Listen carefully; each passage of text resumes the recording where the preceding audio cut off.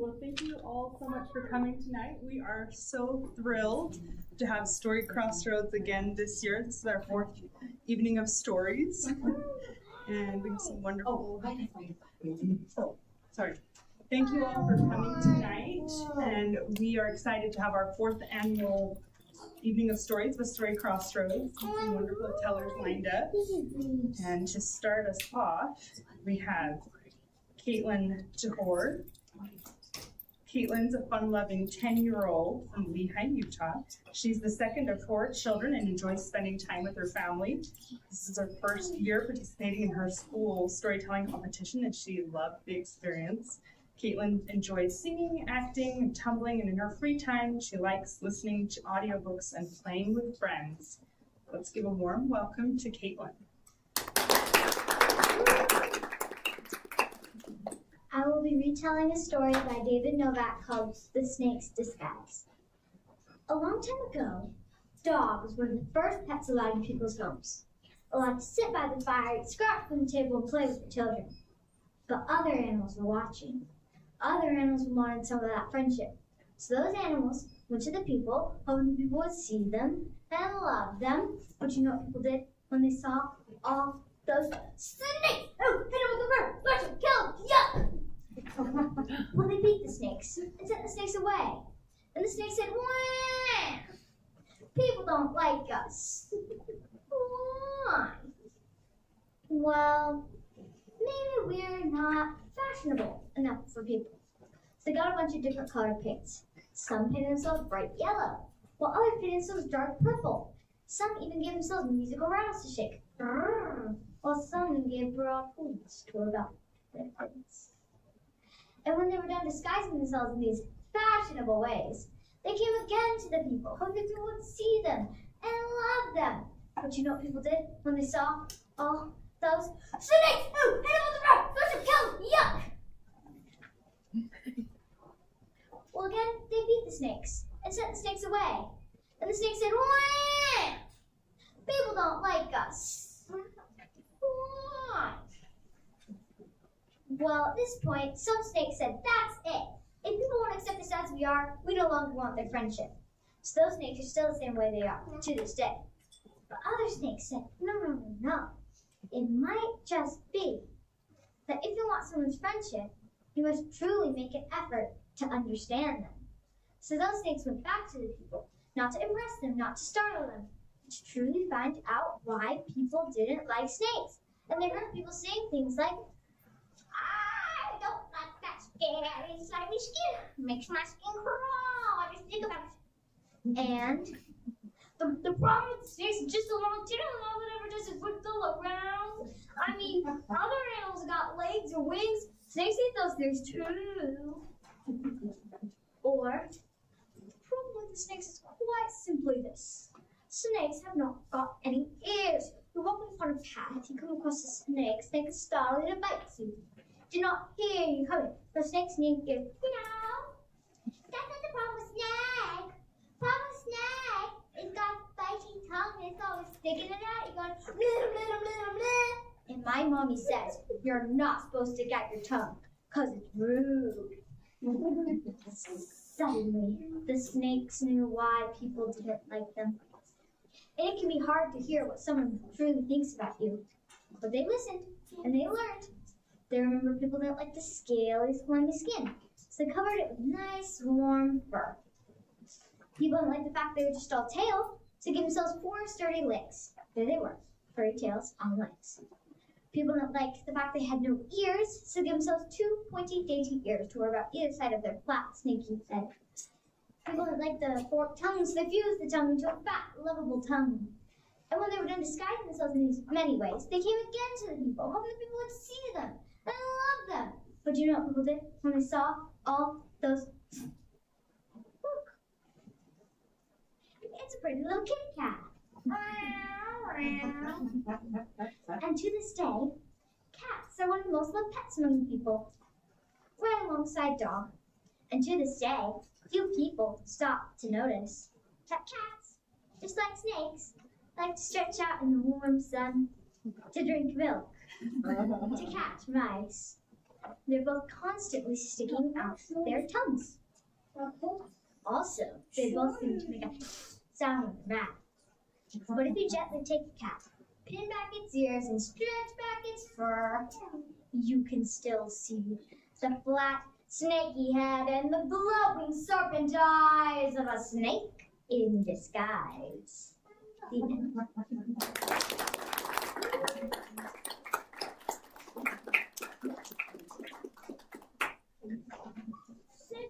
Thank you, Katelyn. Next up, we have Jay Doxey.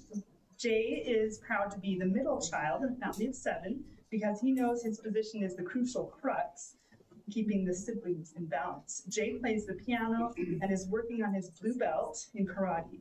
He loves building Lego mechs, drawing dragons, and riding his bike. We are delighted to welcome Jay.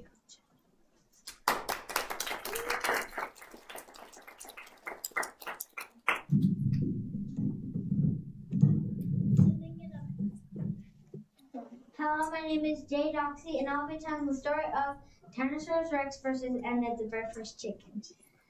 Now, Tyrannosaurus Rex loves his neighbors like I love chocolate cake. I love chocolate cake, so I eat chocolate cake. He loves his neighbors, so he eats his neighbors. But Anna loved her neighbors in a very different way. She believed in kindness and friendship. She was generous, and she was a very good listener. One day, Tyrannosaurus Rex came through the forest. Roar! I'm gonna eat you up because you taste like chicken! Oh no, please don't eat me. I'm a vegetarian and you should be one too, said the Triceratops. Now you might think that a Triceratops with his spiky fur would be able to fight off Tyrannosaurus Rex, but he was so scared he forgot about his powers. He ran past Stegosaurus with Tyrannosaurus Rex close behind. Roar! I'm gonna eat you up because you taste like chicken! Oh no, please don't eat me. Please stop it, said the Stegosaurus. Now you might think that a Stegosaurus with her sharp plates would be able to fight off Tyrannosaurus Rex, but she was so scared she forgot about her powers too. She ran past Ankylosaurus with Tyrannosaurus Rex close behind. Roar! I'm gonna eat you up because you taste like chicken! Oh no, please don't eat me.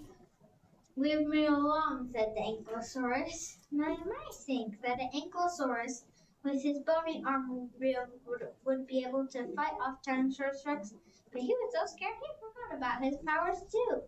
He ran past Enna, telling her to run or else Tyrannosaurus Rex will eat you. But she stayed right there. She remembered how she knew she could fight off Tyrannosaurus Rex. Roar! I'm gonna eat you up because you taste like chicken! Wait a minute. You are a chicken. So, suddenly Edna found herself inside of Tyrannosaurus Rex's mouth, but she knew exactly what to do. She pecked on his tongue as fast as she could. Oh, stop it. I'll go my mouth. Then she flapped her feathers right into his nostrils. Achoo! Achoo! Achoo! On the last blow, Enna flew right out of his mouth. She flew over the Triceratops. Whee! She flew over the Stegosaurus. Whee! She flew over the Ankylosaurus. Whee! And flew right into a tree. Suddenly, Tyrannosaurus Rex saw something coming out of the bushes. It was Edna, the very first chicken. She chased Tyrannosaurus Rex. Oh no, stop it, please stop it, leave me alone, don't get in my mouth. She chased him right out of the forest, which is why we don't see any Tyrannosaurus Rexes, we see plenty of chickens. See you.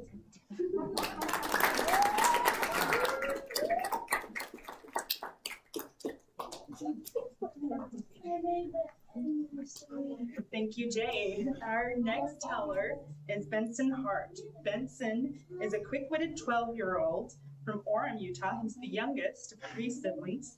This year, he played Scrooge in the school's play, furthering a love for performing. Benson enjoys reading and telling stories, skiing, and playing tennis. In his free time, you'll find him FaceTiming friends while playing games, watching a show with his family, or heading outside to play pickup basketball. please join me in giving a very merry welcome to Benson.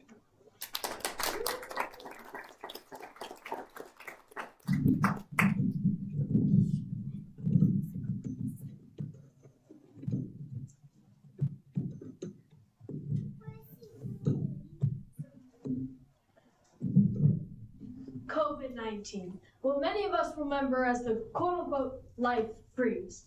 24 hours spent at home, constantly around siblings, parents, and pets. Hours spent on our devices, trying our absolute hardest to stay educated. Now, although this does seem pretty terrible, which, don't get me wrong, it absolutely was, there was a silver lining to this whole pandemic, and that was, most of us had some pretty darn good stories, including me. This story takes place in 2021.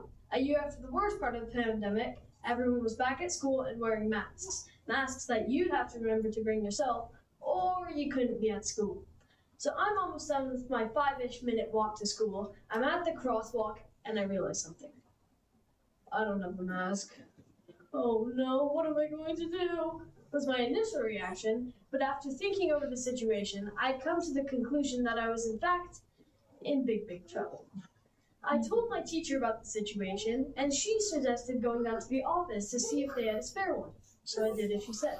I walked down to the office, took a deep, maskless breath, and opened the door. I was about to start explaining my situation, but before I could, she cut me short, saying, "Here you go, bud. Your dad brought us this," and handed me a space-themed mask. What? Had my dad really noticed that I didn't have a mask and come bring one to me? That seems more observant than he usually is. Besides, I think I would have recognized this one because it was distinctly space themed, but I didn't. Anyway, I was really young, so I didn't think much of it. I walked back to class, put the mask on, and began working like everyone else. It hadn't been longer than 10 minutes when everyone's working at their desks, and the same office lady who saved the day earlier peeks her head in. "Can I borrow Benson for a second?" Oh no. Getting called into the hallway by someone who works in the office is never good. Was my mask this time really as serious as I thought? Was I already infected? Had I infected someone else? Were the whispers of my classmates only in my ear? Nonetheless, I got up from my desk and walked to the hallway. When I got in there, I quickly began getting some new pieces of information. There was another boy, maybe a year older than me. His sheepish grin would surprise me. Wait a minute. This kid was smiling. You weren't allowed to see smiles in 2021. You know how they say smiles are contagious? Well, during COVID, they meant it. This kid wasn't wearing a mask. Oh, so it's true. They were rounding up us maskless children. I would get to know him very well in prison. See, Benson, John here, he also forgot his mask today, but he called his dad, and he came and brought this, and he came and brought this to us. Speaking of that space mask, my mind had become a black hole. Benson, I need you to give John his mask back. I snapped out of it and hastily ripped the mask off my face and stuffed it into his hands. He immediately put on the still warm mask that I had generously warmed up for him. He put it on and he was free to go. But I wasn't so lucky. I was given the mask of shame and despair, one of those blue and white disposable masks that you may remember. The costume change I made that day was so severe that someone could have taken a black marker and written "Mask Thief" all over my face. Luckily, no one said anything about it. I couldn't have gotten rid of that mask faster when the bell rang that day. And as I walked home, my dad greeted me at the door. "Hey bud, how was your school day? Anything exciting happen?" "Sure, Dad, it was out of this world."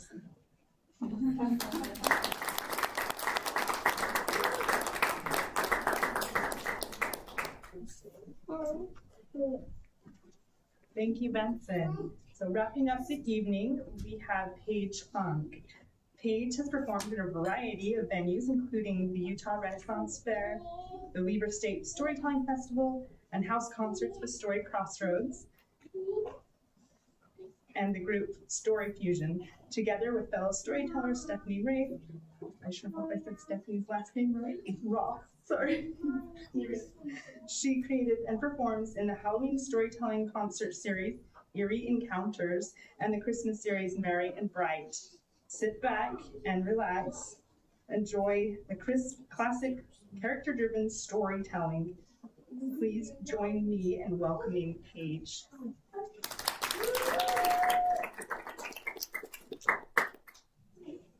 Hey everybody. I'm so happy to be with you tonight. So, stories, we tell stories for lots of different reasons, right? Thanks, Rachel.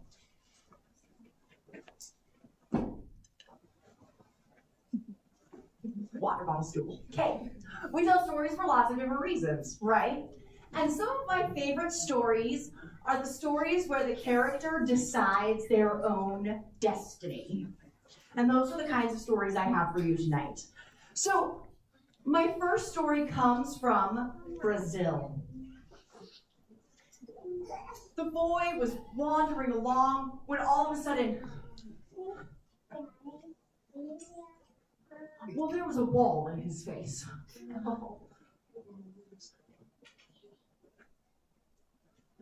A very, very, very tall wall. And as he looked, trying to look up to see if he could see where the wall ended, he heard it.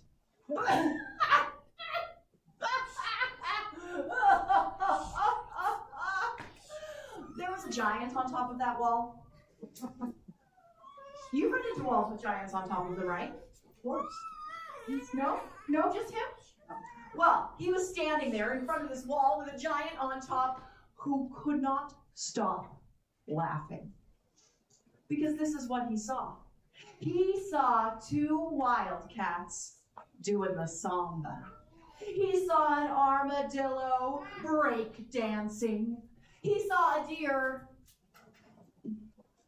Well, it's hard to explain the deer's movements, but we're just going to go with dancing or something akin. He saw a dog lullabing, a cat strutting, and a whole lot of sheep moshing, jumping up and bouncing off. And in front of those sheep, there was a violin. And attached to that violin was the boy. The boy looked up. Where am I? Welcome to the land of the giants. Our king is going to want to meet you. I imagine you might have some questions at this point. So I think it might be helpful if we back up a little bit and let you know how we got here. Now, this boy grew up in a little village with his father. They owned their own land. They owned an orange orchard. And unfortunately, his dad died. And so the boy, he sold the house and he sold the orange orchard and he bought something he had always wanted. He bought a violin. Now, I don't know who was being shady in this situation. Whether they didn't give him enough money for his house and his oranges, or someone sold him a violin for way too much money. But in the end, he had no money left. So he started looking for a job. He knocked on lots of doors. Please, I have no job, I have no money, I have no family, can you help me? Slam, slam, slam. All the doors slammed in his face. So he went to the king because, well, the king has to help, right? You would think. He got to the king, please, please, I'm all alone. My dad is gone. I have no family. I have no money. Please, can I have a job? I have all the help I need. I have no job for you. Well, the boy took his violin and went back into the jungle. He had his dog with him and his cat. They were all he had left. And he began to pour all of his grief and sadness into his violin. And he played. And as he played, he started noticing sheep. A sheep would come, and another, until all of the king's sheep were with him in the jungle, listening to him play the violin. Well, you can't just go around stealing people's sheep. So he took them back to the castle, left them there, went back into the jungle, and he was lonely.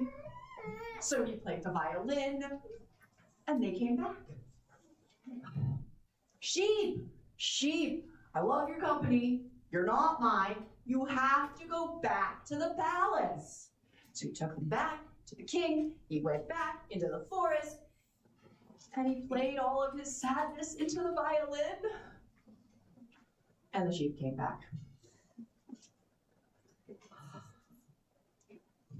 It really was nice to be surrounded by sheep. He had his cat, he had his dog, he had all these sheep. He wasn't alone anymore. It was just kind of lovely. And so as he played his violin, it turned from a sad song to a hopeful song.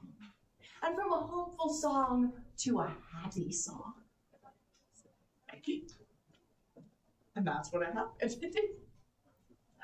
The sheep started bouncing. They started jumping up and down to the music, bouncing off one another. It was a sight to behold.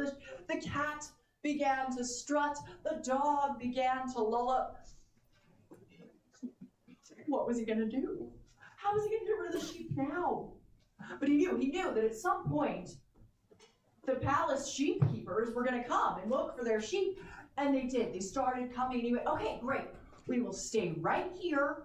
They will come, they'll get the sheep, it'll be fine.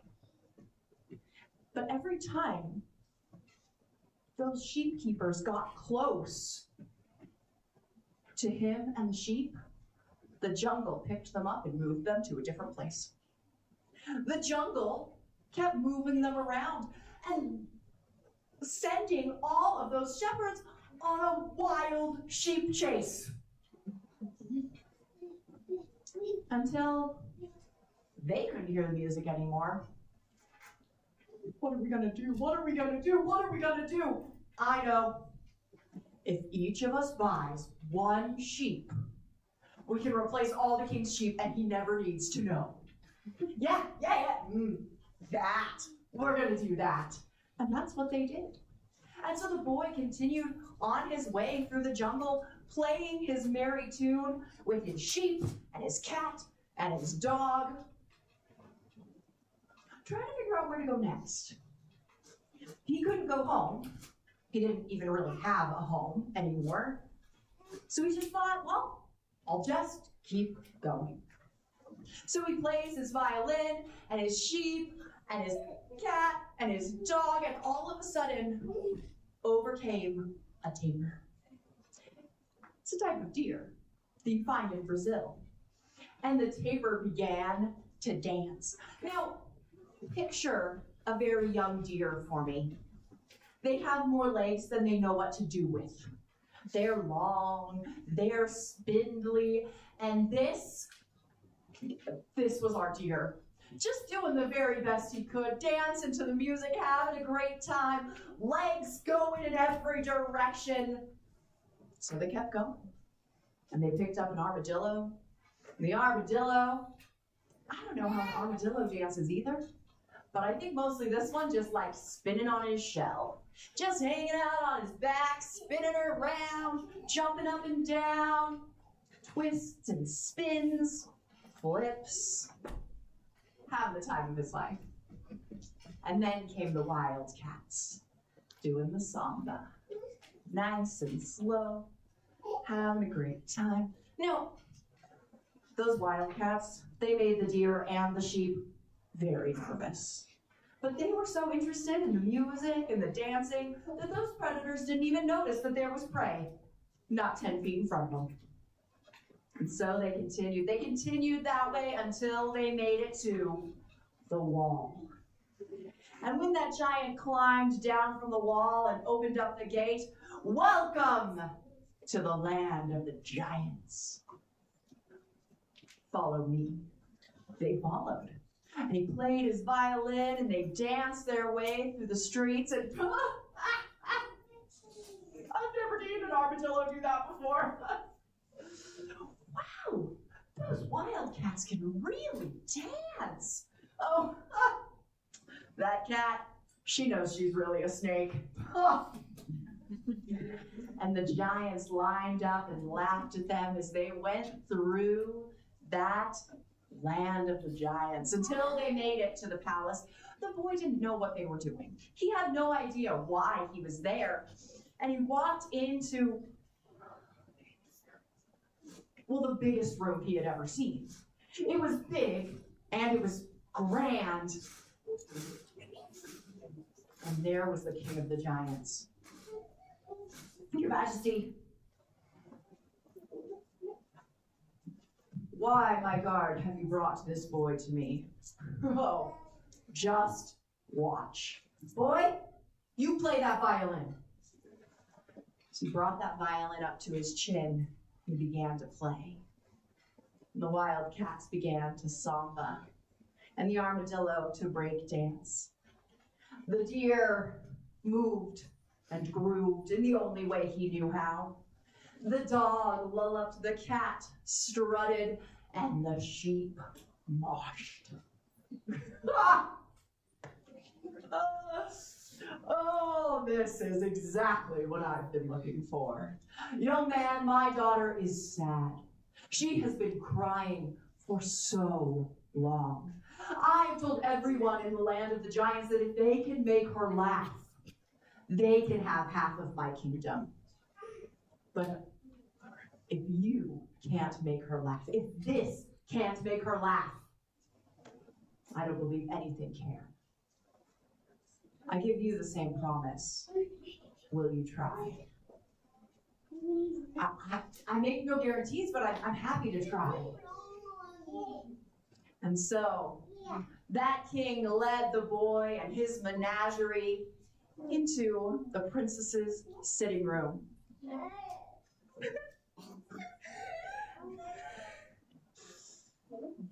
And there she was, sitting, hands over her face, tears streaming down from under them. And the boy began to play.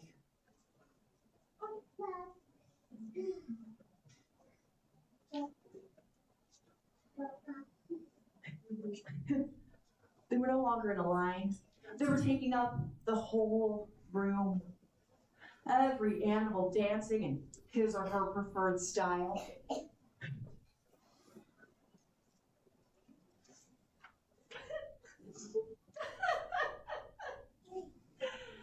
And she began to laugh. And then she began to dance along. The boy and the animals leapt up from the ground uncontrollably every time one of her feet hit the ground. Because when giants dance, the whole world moves. And so the boy was given half of the giant's kingdom. And all of the giants in his part of the kingdom, well, they had to listen to him because he was the ruler.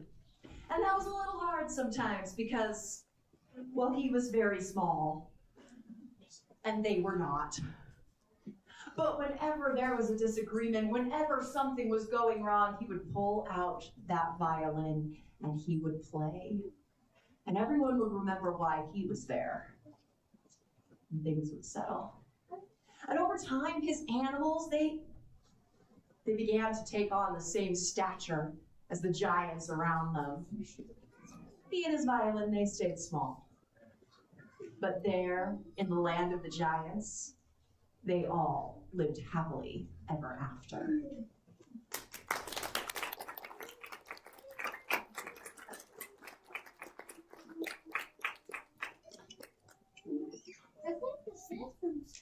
Now, the boy did kind of make his own destiny. He kind of stumbled upon it, if you will.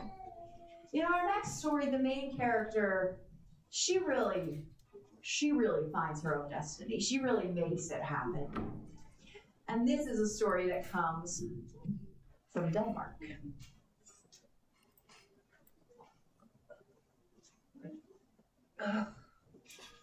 I woke up, not in the four-poster bed that I had fallen asleep in, but in the grass and the dirt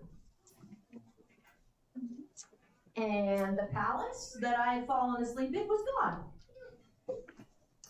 Cool. This was all my fault.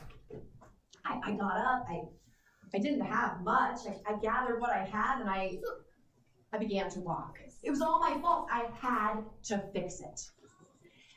And so I walked and I walked until I saw a little lady sitting under a tree, throwing an apple into the air. A golden apple. Excuse me, do you know how I can get to the castle east of the sun, west of the moon? No.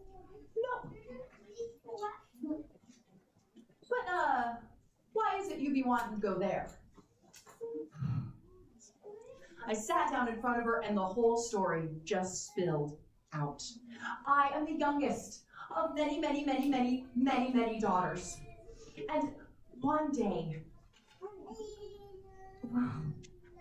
a polar bear came to our house and asked me to go with him.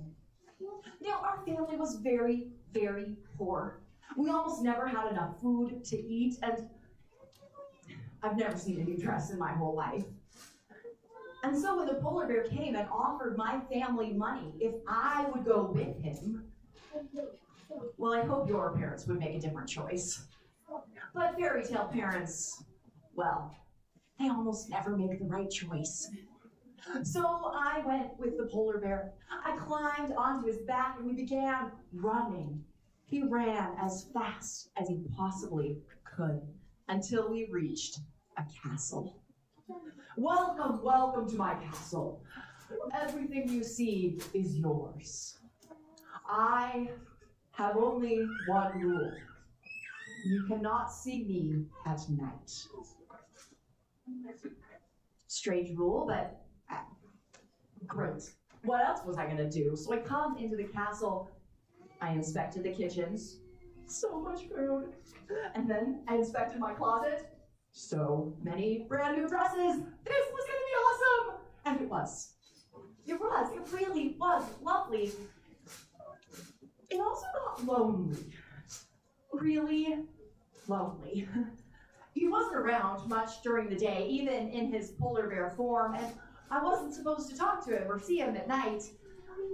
I just knew he would come in and go to sleep.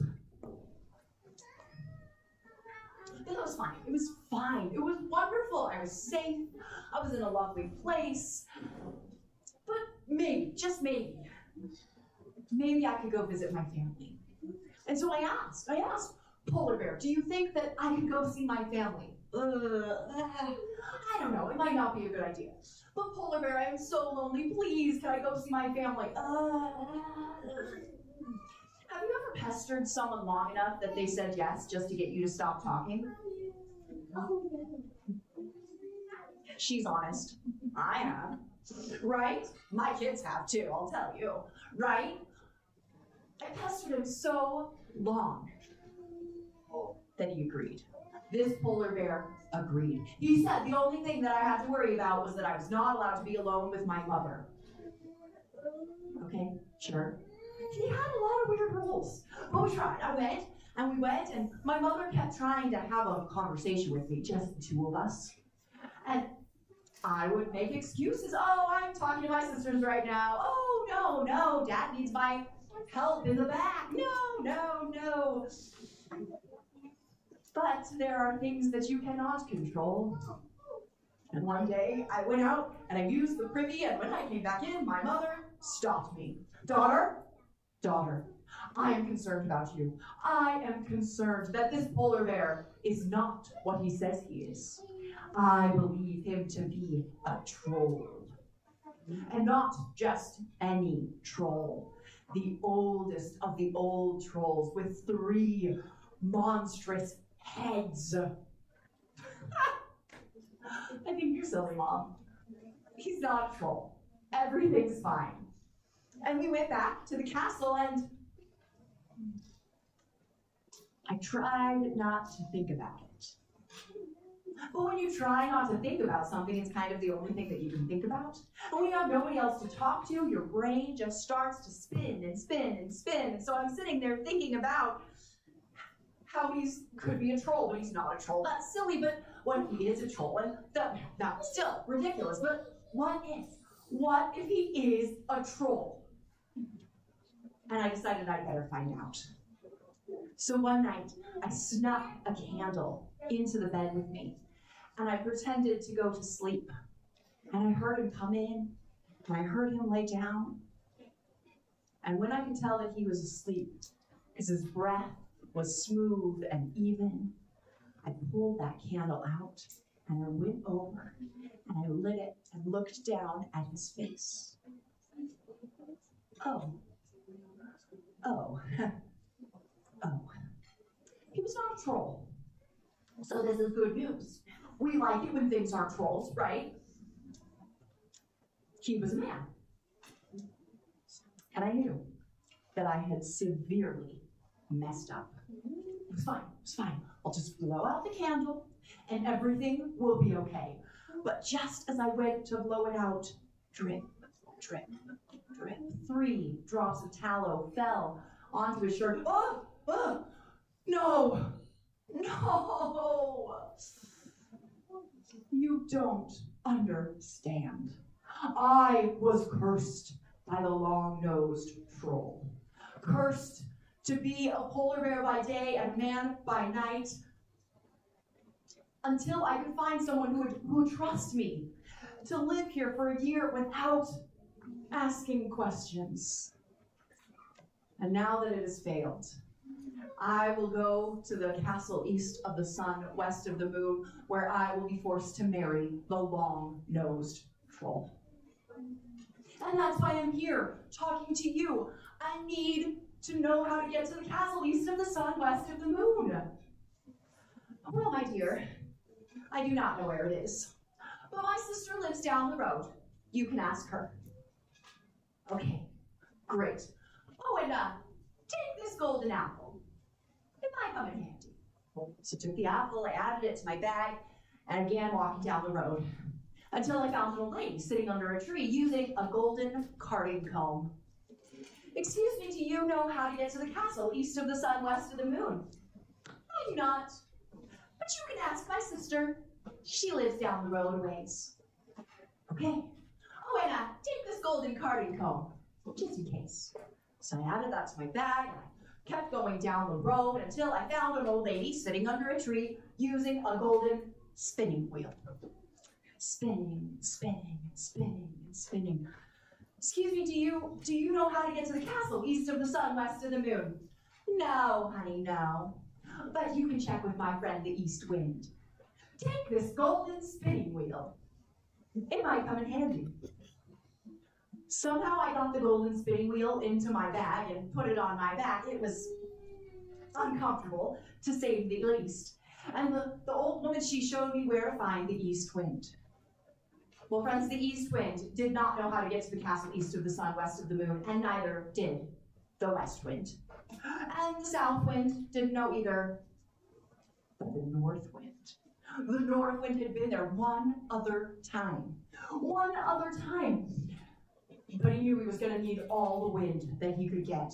So he borrowed wind from each of his brothers, and with me standing in the middle, he began to spin and spin and spin and spin until up into the air we lifted. Spin and spin and spin and spin and spin and spin and spin and spin and spin and we landed right outside the castle east of the sun, west of the moon. Woohoo! We made it! What am I supposed to do now? I hadn't really thought this far ahead. I just knew I had to get here, but now I have to figure out how to rescue a prince. Awesome. So I sat down on the ground and I just kind of pulled out that golden apple. Started to think. Oh, I like that golden apple. I would like to buy it. It was the long-nosed troll. She was looking out of a window. It is not for sale for neither gold nor money. What do you want for it? I would like to visit the prince. Okay. And so that night, she let me into the castle and led me to the prince's chamber, and he was asleep. Asleep! How could he sleep at a time like this? I was so tired. I had worked so hard to get here, only to find a sleeping prince who would not wake up. So I sat down on the ground and I cried. It was really the only thing I could do at that point. You've been there. Tears just poured out of me. I will try again tomorrow. So the next day I sat myself down on the grass just below the troll's window and I pulled out that golden carding comb. Oh, I like that golden carding comb. I would like to buy it. It is not for sale for either gold nor money. What do you want for it? I would like to visit the prince. Okay. So that night she led me back in. I gave her the golden carding comb, just as I'd given her the apple the night before. And she led me down to his chamber, and he was still sleeping. Okay, well, maybe he'd been awake during the day. I don't know, but he was asleep right now. And well, I had had enough. So this time, instead of crying, I yelled. How dare you be asleep? I have worked so hard to get here. I am here to rescue you. And I told him the entire story. Everything that I had been through to get to that point. I will try again tomorrow. So the next day I sat out on the grass with that golden spinning wheel. Oh, I like that golden spinning wheel. I would like to buy it. It is not for sale for either gold nor money. What do you want for it? I would like to see the prince. Okay. And so I went in that night, I gave her the golden spinning wheel, she led me to his room, and as soon as she had closed the door, his eyes opened. You're awake! Oh, you're awake! Oh, I'm so glad you're here. And he explained to me that the servants in the room next door had heard me crying, they'd heard me screaming, they'd heard my whole story. And they had told him not to eat or drink anything the troll gave him that night so that he could be awake. And we sat down and we made a plan. For the next morning, he was to marry the long-nosed troll. And we were not about to let that happen. So the next morning, everyone in the wedding party came out onto the grass. The prince came out, the long-nosed troll, her mother with an even longer nose, and all of their troll family came out for the wedding. But before everything began, the prince stood up. I have a request. I must know that my princess, my bride, is pure of heart. And to find this out, we will use old magic. You see this shirt. This is the shirt that I wish to wear when I am wed. And you see these 3 drops of tallow on it. My bride must clean this. And the old magic will show if she is pure of heart or not. I can do it. She grabbed it, that long-nosed troll. She dipped it into the wash bucket and began to wash. But the strangest thing happened. That shirt did not get any cleaner. In fact, that shirt got dirtier. The more she scrubbed, the dirtier it became. Her mother came and snatched it out of her hand and she began to try. By the time she was done trying, it was muddy. It looked like it had just been rolled around in a mud puddle. It was drippy and brown. All the trolls tried. And it just got grosser and grosser. I can do it. I went over, I grabbed the shirt, I dumped it into that bucket. I scrubbed and scrubbed and scrubbed, and when I pulled it out, it was the same color as when it had gone in, minus 3 drops of tallow. That woman is my true bride. The magic is proved pure in heart. And so we left the castle east of the sun, west of the moon. And eventually we were married, and we lived happily ever after.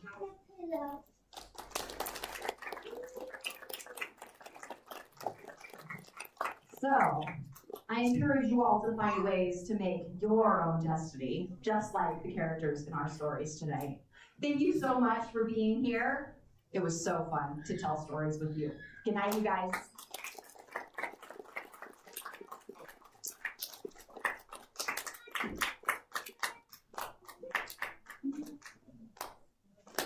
Let's give one last round of applause for all our stories tonight. Lastly, as a special treat to all of you for coming, Rachel Keegan, the director, executive director of Story Crossroads, is a gift for all of you. There are 20 storytelling films added bit by bit. Am I saying this right? They're already there. They're already there for you to enjoy and view up until June 15th on the unlisted YouTube playlist. So there is a little flyer in the back as you leave tonight that you can pick up to watch all of those. Thank you all so much for coming. It was wonderful to have you with you.